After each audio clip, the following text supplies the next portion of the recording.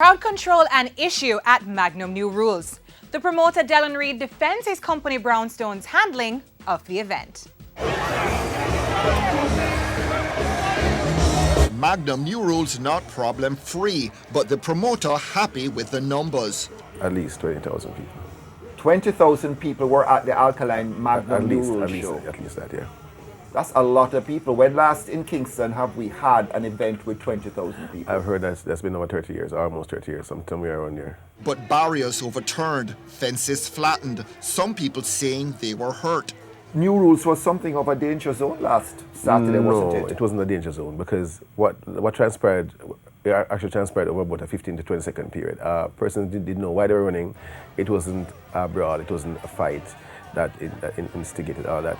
I think what I heard is that this gentleman was celebrating with one of them spray canisters and actually just exploded. So persons heard a boom, that explosive sound, and they moved. And then most of the persons from at the front that moved didn't know why they were moving. The person from the back moved towards them. So when they realized that there was a fight and there was not any kind of dispute and they were in a threat, in imminent threat, persons calmed down and the show continued. Dylan Reed admitting that security guards overreacted, but apart from them dripping a couple of kids or whatever, they didn't actually hurt anybody and they didn't abuse anybody physically. So what would you have done different in hindsight? Because you're the promoter, you have to take responsibility for those fences downed and the security barriers breached and, you know. Yeah, it's your responsibility. Yes, it is. And we stand behind that 100%, hence this interview we're doing now. So first, let us apologize to anybody who actually got hurt, if any, and we... You don't know that anybody was hurt? No, because I haven't seen any evidence of that. Nobody has complained to you? No, they haven't come to me directly and I haven't seen any. Alas, rowdy crowd behavior jeopardizing any follow-up next year. It speaks badly for dancehall. Then we go to get a permit for another show. They can't get a permit, and then the parish council won't support you, and then the police won't support you. And then we had like 70 odd police inside there, and you still manage to overrun them and tear the fence down. 20,000 for the stadium car park Saturday sounds a lot, but I guess that means a big payday. So you made a bundle. Oh, come on.